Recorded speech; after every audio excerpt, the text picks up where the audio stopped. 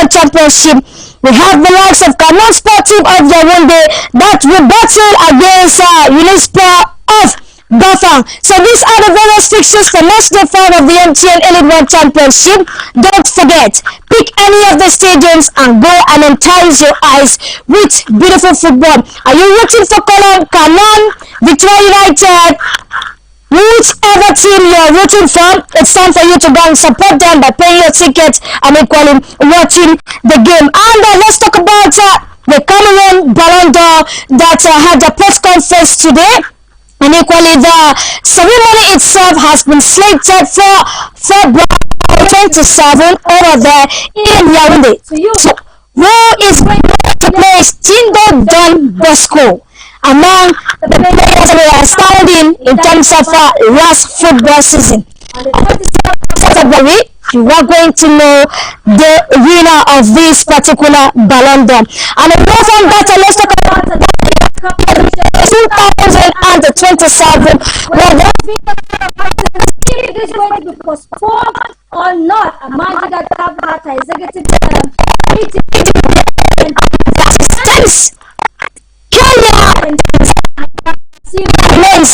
the host of the 2027, and there is no change in terms of the year, just how many were anticipated. And we have the likes of Morocco that is going to host the Women's African Cup of Nations that will be coming up next year. For you in terms of the package for sport update on Royal TV, but do not touch this dial as well. We take on this break. When we come back, you are going to be meeting our panelists and information from what has been happening, be it in the MTN Elite 1, MTN Elite 2, the Guinness Super League, and why not beyond. See you in a different. Hey, Royal TV viewers, your voice matters, and now we want to hear it louder than ever. We've created a special WhatsApp feedback group just for you. Got opinions about our shows? Suggestions to make Royal TV better? Compliments, complaints, or hot takes? This is your direct line to us. Joining is easy. Simply scan the QR code on your screen right now and you're instantly connected to the Royal TV community. Be part of the conversation.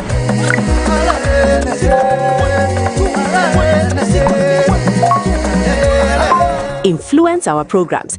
Help shape the future of your favorite TV station. Don't just watch. Interact, engage, be heard. Scan the code and join the Royal TV WhatsApp group now.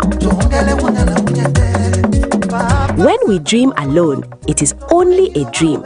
But when many dream together, it is the beginning of a new reality.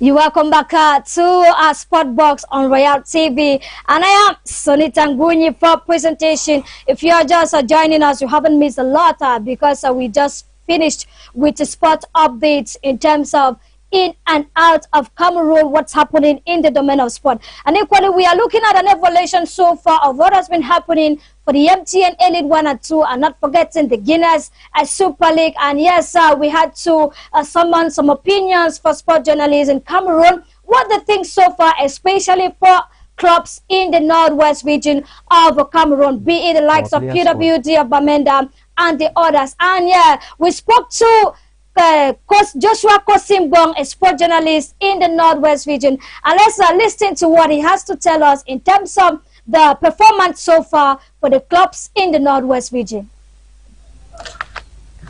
The northwest Elite 1 and Elite 2 and Guinness Super League teams have actually started the season well. First of all, for PWD of Bamenda, they lost in the first day against Victoria United. But we saw them play fascinating football, and of course against Star Arena at home, they proved that of course it was just a start for them to see how to correct themselves and get back in good form. They beat Star Arena by 3-1, eventually beat Gazelle by 1-0, and away again in Yaoundé on match day 4, we saw them beat Ferv Azou by 2-1. That's a good start for Abakwa boys, and everyone appreciated the good football they play. Bafna United on its part started as they lost to Kumba City in Kumba, and they got back to work and returned home against Iafut with a 2-1 win. That's appreciable. And for Ngo Katunja, they lost 2-0 against Apejes in Yaoundé, and when they returned home, their first home game, second game of the season, we saw them beat Aging Sport by 1-0. That's a good one for them. Aitambong started on good footing. They settled for a 1-1 draw in Douala on their first outing of the Guinness Super League, and of course that's a good way to start. And as Coach Rona said, they are aiming to be among the top 3 this season, which means they are highly motivated. So the Northwest teams so far this season have started on a good footing, and we'll be waiting to see their performances for Aitambo on their second match day, for Bafme United and Katunja on their second and third match days, and then PWD on match day 5 are hosting this Sunday Pante Sportive Day here at the Bamida Proximity. And that was Joshua Kosimba from the Northwest region telling us his appraisal so far of the performances of the Northwest region's club, be it the L1, L2 and the Guinness Super League. And equally today happens to be his birthday, and we say that happy birthday to you, Kosi, and we say continue doing the works that you are doing. And away from Kosi, let's get to meet our panelists for today. We have the likes of Ngome Mike, a very fine sport journalist and analyst in terms of Cameroon and beyond. I tell you that if you want to have a pinch of what Liverpool is made of, get to Ngome Mike. And Ngome Mike, you're welcome, and welcome to the program once again. Yeah, thank you very much, Ngunyi Sunita. It's an honor to be on set. It's been a while I've been off conventional media, and it's an honor to be here to talk about sports happening, and of course, mainly the King Sports in Cameroon football, and of course other happenings. We just had a confirmation for the next African Cup of Nations in the East Africa, Pamoja, that will be co-hosted by 3 nations. We are equally having the confirmation of the reportedly postponed, moved Women's African Cup of Nations, but Morocco has once again restored and retained its bid. So we are looking forward to see how that goes, irrespective of the fact that we are yet to have the Indomitable Lionesses even have a camp, I think, since October of 2025. But we're hoping to see how that goes on from here in terms of how things are going forward in that competition. Remember, Cameroon has been dropping down the pecking order in women's football over the last 5 years or so. Very true, Mike. And equally, we are having the mighty Boris Esono in the building once more. Thank you very much for accepting my invitation, and you're welcome to the program. Thank you very much, Sonita. Good evening to you, and good evening to all the viewers. It's always a pleasure we discuss sports, because sport is something that we live every day. Like we said, it's not all about the European Championship. It is all about what is happening out here in Cameroon. Like I always say, and I use this statement every day, the Spanish La Liga is watched by so many. Yeah. The Premier League is watched by so many. But when you come to the Elite One Championship, basic questions, a lot of people find it difficult. So we're always here to assist our viewers out there, to tell them what is happening. We go and research and we tell them. Very true. And once more, just to reiterate that, I know that our viewers will be asking ourselves, but why the JCs, just like Esono Boris said, so we are here to make sure that our own football is equally known, not just at the level of nationally, but equally international. And that's why you have Ngome Mike with the best stars. And we have the likes of Boris Esono putting on the Toker Sports Academy. And I am in one people, one power, and that is Opopo. So if you want to support our football, then you have to get these jerseys, and why not promote them? And equally, show the way to what we are looking at, an evolution so far of what has been happening in the Guinness One, in the MTN Elite One, to and equally the Guinness Super League. And over to you, Gomemake. So far, in terms of the MTN Elite 2 Championship, what has enticed you so far, or which team rather has enticed you so far to want to say that this particular team looks promising? Well, it's the MTN Elite 2. I was caught up especially with the opening game pitting Union of Douala and Ashtre. It's not just a game of ground-rooted names in Cameroon football, but I think in terms of aesthetics, the colorful turnout of that game stood out very much. And when you look at the names, I was tempted to look at it as I felt at some point like the game was so big enough to be a second-tier championship game.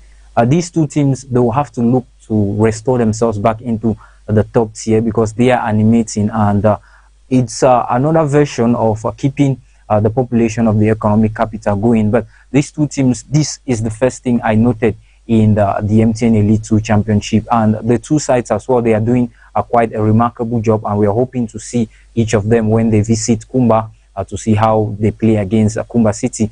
Rather than looking more on where teams are succeeding, it's just the starting, and we are hoping to see how it goes. Kumba City just secured a third win on the way. Obviously their first away game in the MTN Elite 2 Championship. So it's just the beginning, like I mentioned. But when we look at a team like Sable of Bati, I think these guys were headliners in the West Regional League last season. They were firing from all cylinders, but at this point in time, they are yet to get a win. They've played 2 matches on the road, lost both, and of course they are returning back to Sable, to Bati rather, in the West region. We are therefore looking at what the Sansan boys will produce over. I think they are playing Union of Douala out there in the Bati, so we are looking at how they will react to it. It's a team I admire so much because they are putting, they are bringing a new flair that is coming up in Cameroon football. The aspect of communication, they are really investing a lot into it, and you know, at some point, communication and winning, they go hand in glove. The energy that comes behind communication is often fueled by the results that are obtained on the pitch. I'm looking forward to see how Sable of Bati go forward and play in the upcoming days. Well, we are all looking at how things will be going forward. Like I said, it's just the starting. I know when we go the midpoint where things will, fatigue will start coming in, and the games are really coming quick. Fatigue will come in. Upsets will happen along the line, and we're hoping to see how it goes. But when I look at Sable of Bati, I was really a bit demoralized on their behalf, but I hope they are not demoralized because they are capable of doing it. When you look at the structure that they have placed in, they are put in place, it's not just about Elite 2 ever since their regional league days in the West region. And we keep wishing well for Kumba City. The away game I thought would have been a tricky one for them, but they are showing what they are made of. And it's the hope that we can get an Elite 1 championship team to play in Kumba, and hopefully, why not the promised proximity stadium, if I have to call it that way, down there in Kumba. But these are the things that come with results and promotion. So we are hoping to see how Kumba City progress into the championship. But they are starting quite really well, and it's congratulations for a 3rd win in a row. Definitely, and we're hoping that with this good result, the management is going to see that infrastructure is going to be put in place as soon as possible. And over to you, bro, is Elite 2 Championship. Is there any team that you think that is still getting, or are you getting interested in terms of their performance so far? Mind you that it just started a few days and they are on match day 3. So what can you say about the teams for the Elite 2? Well, for the Elite 2 Championship, I want to start first of all with Kumba City Football Club, because it is a side that a lot of people did not really think that they're going to be at this particular stage. You're very correct. We know that Kumba City Football Club had a prolific time in the Southwest Regional League. At the national level, I don't want to go into the polemics of the national level, but we saw that they had a good performance. They especially towards the end. Yeah, they came second to Sable de Basse, which, like Ngome Mike, I'm very not happy with the way Sable de Basse has been performing. I thought that Sable, to me, would have been the team leading the championship at the moment, but surprisingly, unfortunately, let's just say they are preparing. Yeah, probably the second half of the season might be better for them, but I think that, you know, the most important thing is to start off on a good footing. Because by the time you start getting to the second legs of the competition, things might be very, very tricky, because teams are trying to avoid being in the relegation zone, and other teams might be fighting for promotion. But Kumba Football Club, to me, I think that this is a side that has really showed their class. You know, I've watched their 2 games at the Municipal Stadium out there in Kumba. It was to be played at the Municipal Stadium, but it was shifted to the GPS field. The first game against Bafman United, the opening championship for them, I think that they played better than the game against Racing of Bafoussam, because even a lot of people were complaining that Racing had a good game. Kumba Football Club were nowhere to be found. They had several opportunities.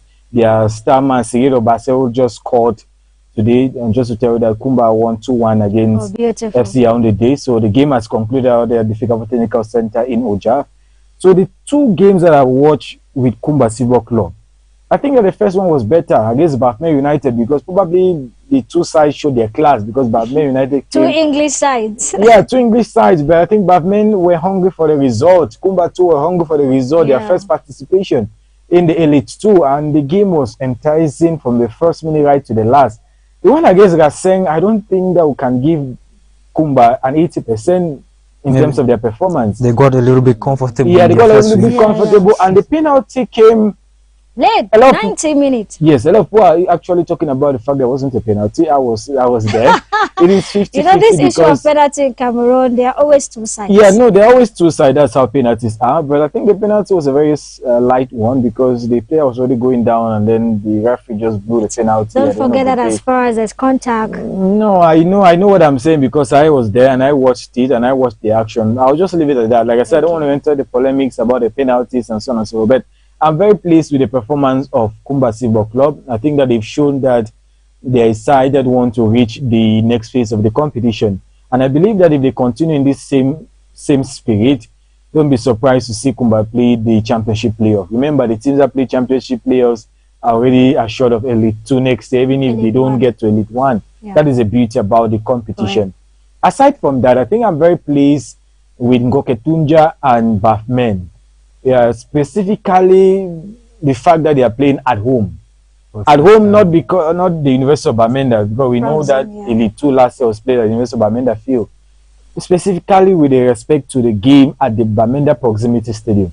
All the teams that have played there, they have not been beaten, and they picked up victories. You're very correct. And I believe that that is expected to be the hunting ground of so many teams in this particular competition. Yeah, till the season finishes, but I think that Bafmen has what it takes.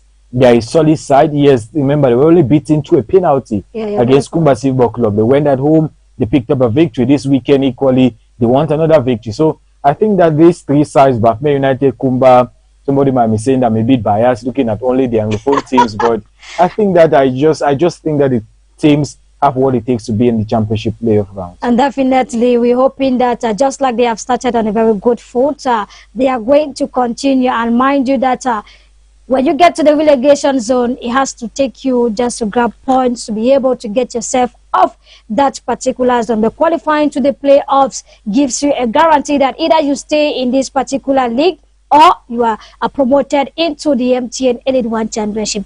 And yes, the Guinness Super League just started, and mind you that we're preparing already for match day 2. So far, Itambong surprised a lot of people, just like what Akosi said in his own appraiser, that despite the fact that they haven't lost or they didn't lose match day 1, it's a promising foot, and hoping that Itambong gets to finish. Why not among the first 3? They came close last season, but unfortunately, the other teams equally were very hungry. So far, what can you say about the Guinness Super League? Not just equally starting now, but despite the fact we are seeing a lot of fight between the club, this family wanting this family, generally, the Guinness Super League has started in Gombe Market. Yeah, from a personal point of view, an individual opinion on my side, I think that's one of the most organized championships in Cameroon. But on the contrary, too, we see prior to the start, this is season 6. It started in 2020, I think, and they have been continuous. We've seen players leave there, go out, and are keeping up their names, and equally making directly from the Guinness Super League, they are getting call-ups from the national teams, different categories, and it's impressive.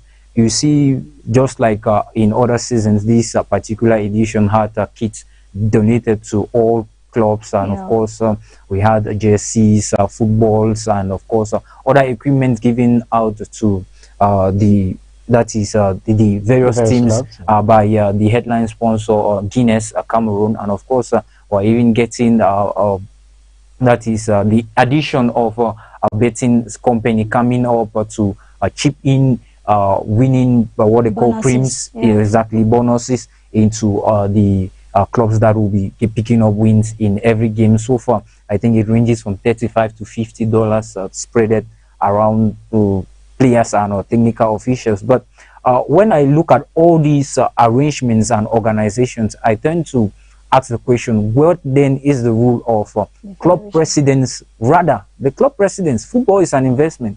Because when we look around the world, we see, I think there's a lady from America, Michelle Kang, who has an Asian descendant. She's owner of Olympique Lyonnais. Exactly. She's acquiring clubs. She has a club in America. She's planning to get 2 others in Spain, the Spanish top flight. So when you are doing all this, where are the investments from the club presidents in Cameroon? I mean, it looks like they are all being babysitted under the guise that they should be a women's championship in Cameroon. There is, and we have raw talents in it across the board.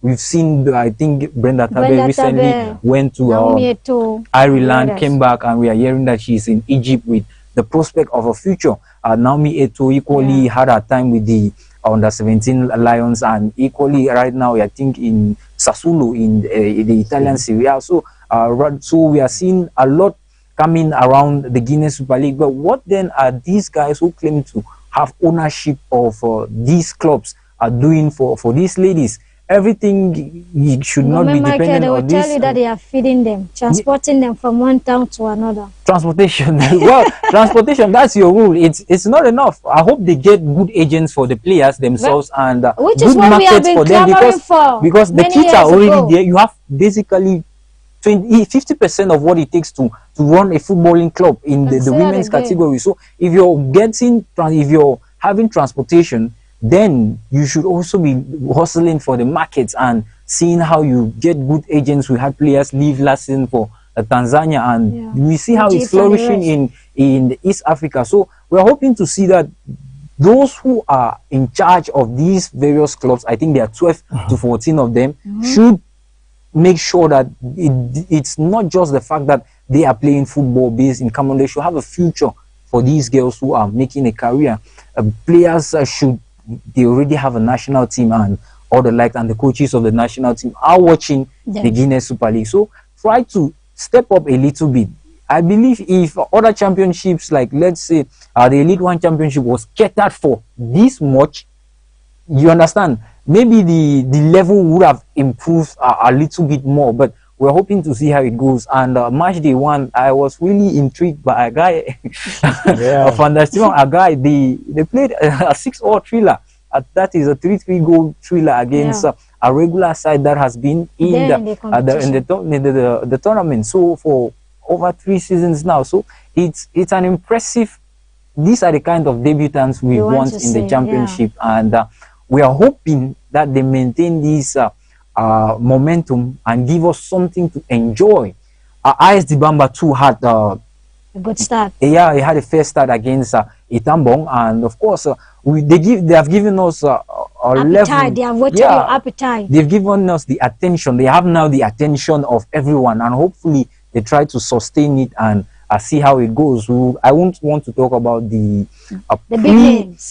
pre-chaos that existed with Tiwalis, but moving into the next game for Lake Kifi, defending champions who sniffed up the title on the final day last season.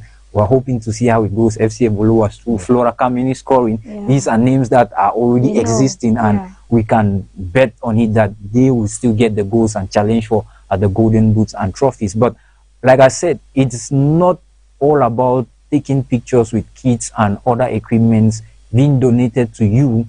We should, those in charge should make sure that they are not just giving employment to these girls, but Definitely. they should have a bigger portfolio. Like I said at the start of the program, Cameroon's women's football is backpedaling. We did not qualify directly for the WAFCON. And it's that level where, if you look at Nigeria, Nigeria is doing exactly what should be done at every level. They have their under-17s, their local women's championship, where they have their talents everywhere, and that's why they have been able to win the Women's African Cup of Nations for 11 times. And it speaks a lot. It speaks a lot. So we should not only sit back and say we have a functioning women's league. We should see how it is feeding various categories, levels. Exactly, and how it is carrying its name. The ambassadors are taking its name outside of the country, Cameroon. Definitely, Ngomemake, I think that this is one of the things that I and Breweries have always been clamoring for. Create that liaison where if you have this particular group of players, there is that generational transition. Exactly. Not only at the level of the national teams, why not beyond? Think of how that if I have to invest in this player, and tomorrow I sell this player to Real Madrid, it doesn't only benefit the club, but equally the country itself, and equally, why not the national team? But so I think that if we have to hammer on this issue of creating liaison, partnership and all that, some of these club presidents, it looks like we have to crack their heads and put some of this information and equally visualize it so that they should be able to see all these things. But it's been a good start equally for the Guinness Super League. What's your take on it so far? Were your expectations met? Not necessarily. We can start season 6 and then the very first time of season 6, I'm not talking about the start of the championship, I'm talking about the reception of items for the Guinness Super League, and the club is not there. No word said about that particular club. We go to the match itself, we're expecting to see the club is not there. No word said about the particular club, the reason as to why the club did not appear. Nothing was said, and now we're seeing a communique about the two. What happens? They say the game, a clear against Intambong, push another date. Why? No reason given. So these are all things that gives the league a bad name. And the question that I asked, okay, the first game that Eclair missed, are they going to lose the game because the opponent was present? So technically they should lose the game. For future. And I think that the reason why they didn't want to program Eclair, sir, is because Eclair might also miss this weekend. So they're trying to avoid this scenario to give Eclair, and the Eclair doesn't come, what happens? General for future. So they're trying every way to make sure that at least... Because if it happens for another team, we are going to hear Canon had their female team through this method relegated from the Guinness Super League. You see, that's why sometimes people talk about the fact that some clubs are favored. I don't have the basic and statistics and to back up that particular claim. That is why I didn't go to that particular route. It brings up that you go back to what happened with Yosa. Where is Yosa now? It's because of all these issues. There no final decision. Despite several appeals by the club before the start of this season. The only thing is that Yosa is playing regional league, so I think they should. Yes, that's very true. It reminds me they are part of Pool C. Yes, they should concentrate on the regional league. It will start in no distant time, so that should be their focus, because I don't think that the appeal that is given to Fikafood will ever be heard. But till now, we've not heard anything. We are already going to match the 5. For the Guinness Super League, there's so many things that we really need to look at. And like you said, we want to start looking at it. We might not end today. I think that the program might just extend to 10 p.m. Because you're talking about, the branding. Branding has a lot of issues. I don't want to go deep into it. I always say, these clubs are not Fekafood clubs. Exactly. They are not Guinness Super League, female football clubs. They are not Guinness clubs. Yes. They are personal investment. I always use this funny analogy.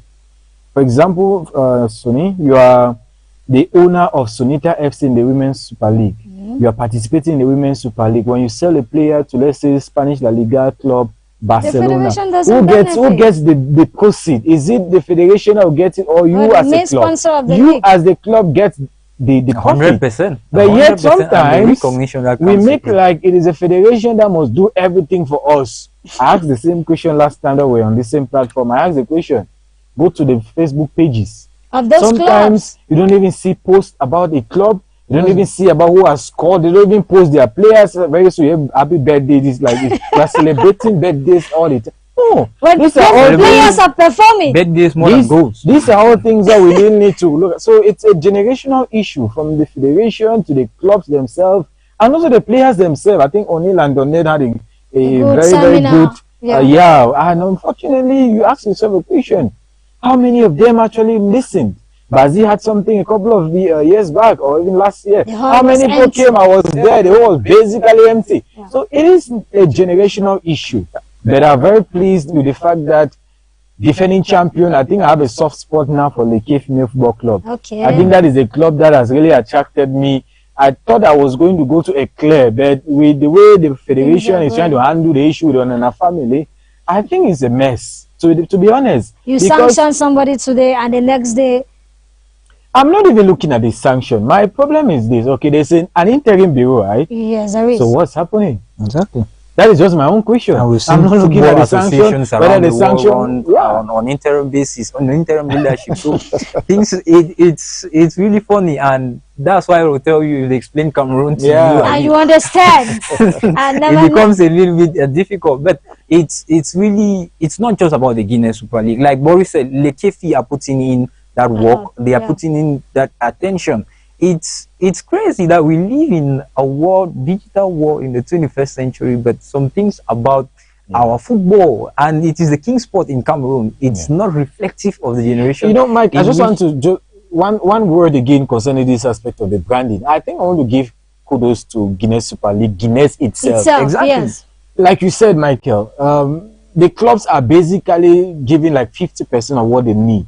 Remember, the jerseys are given to them. That's a home and away kit for you at no cost. Definitely. You as a club, you're participating in the championship, Michael. Without you spending. have all the jerseys, jersey. you have a bag, the Socks. traveling bags, and everything.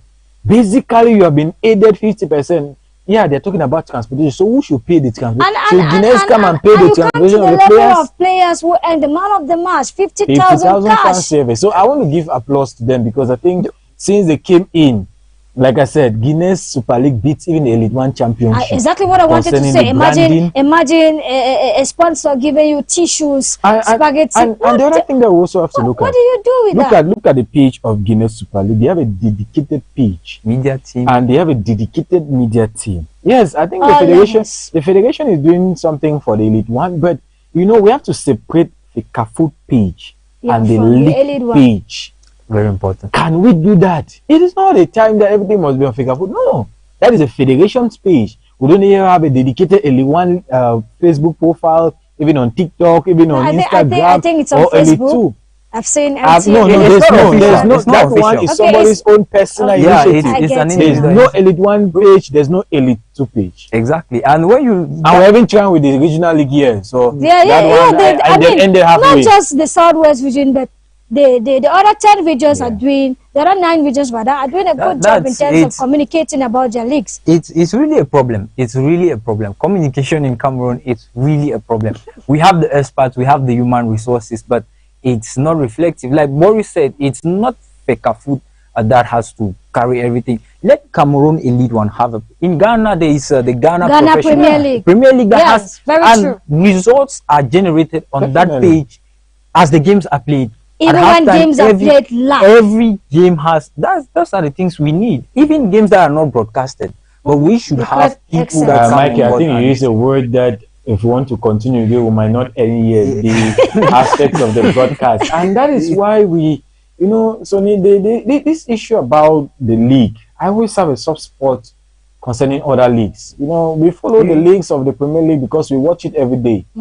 We move Super Sport, 90% of Cameroonians will not watch the Premier League, the La Liga, and the others because we're carrying it from the Dish, Royal TV, Collie has a couple of other channels. So these are things that we need. The league is not even being broadcasted. Just a handful of people who use the initiative to broadcast, and then Fikafu takes it and then reshares it Exactly. And then they've done 1 or 2 games on their page, which is good. I think it's a good initiative. But can we do that consecutively? Match day 20. Can we see that on match day 20? Every day the league or the game is broadcasted on the federation's page. Every match week. Exactly. Just a top game. Just for example. Not necessarily top game, but I'm looking at all the games. For example, today we're in Yaoundé, you broadcast a game in Yaoundé. Tomorrow we're in Douala, you broadcast. Tomorrow you're in Bamenda. The engagement that you get, whether positive or negative, or is that is engagement? Definitely. The engagement that you get. Are you pulling money? Definitely. So I think that you're equally mediatizing the league. I remember Guinness Super League. I don't know if they have a partnership, but I think they should do with Canal 2.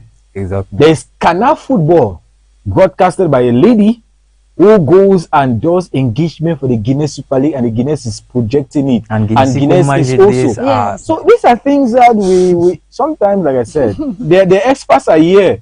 They are watching you, Michael and myself. Definitely. They know that they can utilize us. But when you give them an idea, so what happens? They take the idea and they shift to one side, and they say they know the idea. They go to the action of struggling to materialize that information you are giving them. And when it doesn't work, they are questioning themselves that what's happening, not knowing that that information was given, but they decided to align the brain behind it. And equally, away from the Guinness Super League, because I think that if we have to talk about the Guinness Super League here, especially the shortcomings, trust me, we are not going to end today. Yeah, but I think the League Female Football Club is winning again. You can say that again. Yeah, well, FC Bolo will have a say. FC Bolo will why do I feel like you guys are sidelining authentic? No, we are not sidelining. We are just being realistic. I see Bolo being silent about authentic. No, when we look at them, I've been following the league ever since. When you look at, there are levels to which these guys get and they crack. You get these other teams, they get levels where they slip off. But when you look in terms of consistency, FC Bolo, they played till the last minute of last season. That is what even happened the year before. Exactly. It was head to head. That gave FC Bolo the title, and Lekki came back for it with the last kick of the game last season. So these are some of the things. It's really interesting. These are some of the things that brings us into it. And when a team is sustainable to that level, it gives you the idea that they have the human resources. They motivate their players enough, and they keep to, that is, a certain morale among themselves to push themselves to the limit. Because not everybody plays up to match day 24 with the same momentum, winning and all the like. So these are the top clubs. Well, we are hoping for those who we are not highlighting, but let them create the offset. Let them give us reasons as to why we tip them off into making the league more interesting. Definitely. And it just started, so we're hoping to see more magics from the various clubs. And equally, away from the Guinness Super League, let's talk about the MTN Elite One Championship. PWD starting day 1 and finishing at the bottom, but match day 2 sees a different narrative. Until now, she sits at the second position of the classification table after match day 2. The likes too of Gazelle, who comes right to the Limbe Centenary Stadium to pick up 3 points, telling Victoria United, it's your home, but I still have the right to beat you. And yes, she grabs another point. Gome Mike. And that is the table, as you can see. Dynamo 9 points, PWD Bamenda, and at the bottom is Ego Royal of the Mungo. So far, who has been the team that you are looking at in terms of why not replacing Colombo? Though I know you are going to say that it's still too very early, but do you think that as of now, Colombo is ready to maintain or to fight for that battle? Well, it will have to come on match day 5. I mean, against IF Fortuna, they hit a deadlock, and we'll see how they react from that. Remember, they started off with 2 consecutive draws in the North region, and came back home. I think they got Dynamo on a 1-0 win. That's the game a Costa Juma won for them. And of course, IS Fortuna proved a little bit tough. But when we look at them, teams there, we have Colombo, we have Infante, Gazelle, and Dynamo, as well as PWD. They are showing good signs of making the championship look a little bit tasty. But I fear for Stade Renard of Melon. I really fear for Stade Renard of Melon. The season Victoria United won the league, they were the guys challenging with David Pago at the helm of it. They played very well. We had Legrand QC among them, a couple of good Ako players. Alexis. And the young player left Stade Renard of Melon to France that same season. But when you play the 3 matches and you having 2 draws and you had to play to the last kick of the game to get a 2-2 draw against Coton Sport of Garoua in Melon, which looked like a positive result. But I think Stade Renard should be, based on how we're looking at them, they should be around where Panther Sportif of they are looking at. Good position. Exactly. And another team which I have my finger crossed behind them, Gazelle should win the championship this season. It's a fact. It's a challenge. They have been very, very concerned. Ever since they made their debut, they have been to the final round, even the days of the playoffs. Yeah. Gazelle, I think, should win the championship this season. If they fail not to win, it will be a big problem for them, because you can't play title challenging seasons three times or 4 times in a row. It doesn't look good. And when you look at Gazelle, they are the lone side with the most stable technical staff. Aliou Kada has been with them since from the North regionally.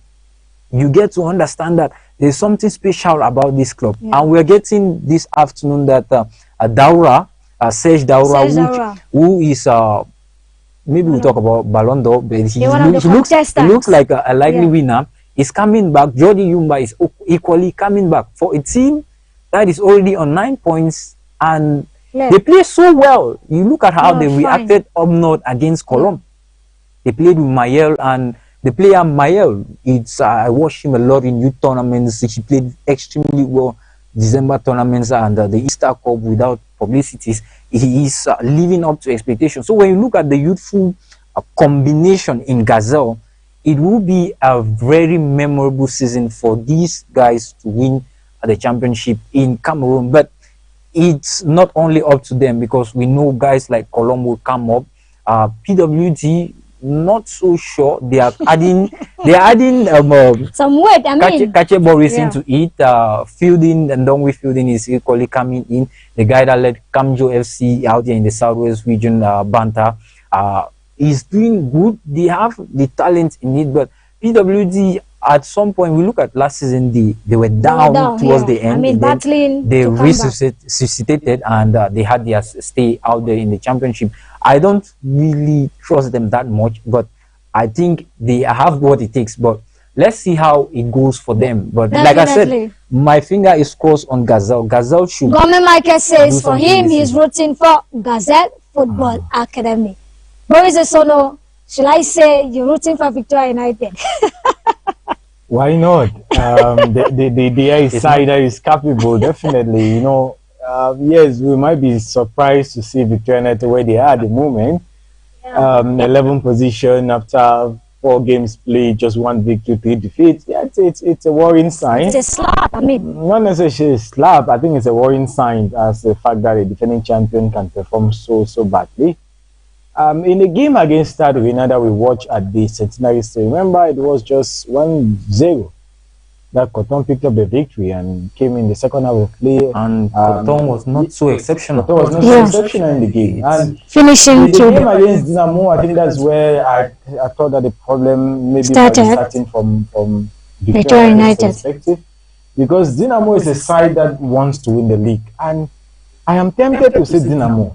Yes, Gazelle. I have Gazelle at heart because this is a side that has showed professionalism from every facet. You know, when we talk about branding and everything, I think Gazelle should be on a podium and we give them a medal to hand them. Standing ovation. Yeah, well done. No, that is how you get engagement. That is how you bring persons to your club. That is how you see individuals might come say, I want to sponsor Gazelle this year because a lot of people are talking about Gazelle. Gazelle started something that most of the clubs now started to get. Right now with their social media platform. Yes, so most people now. And it's getting interesting. Last year, Gazelle started it.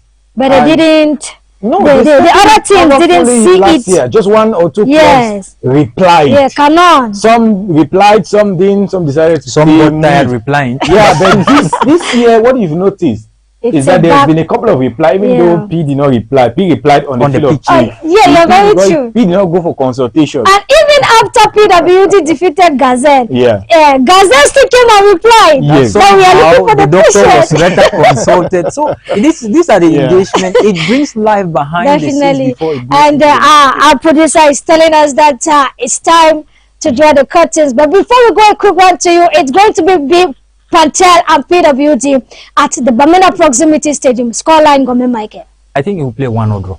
1-0 draw in favor of 1-0 draw. 1-0 draw. 1-0 draw. Okay, 1-0 draw. And Victoria United. You know, I'm tempted. No, 1-0 draw. No, same with Gome Michael. Victoria United. Well, Aigle Royal of the Mongo is just a 2-point gap. The Victoria United can come back. A 2-1 win for them will look 2-1 win. Yeah, they will have to win it. It's a must win for them.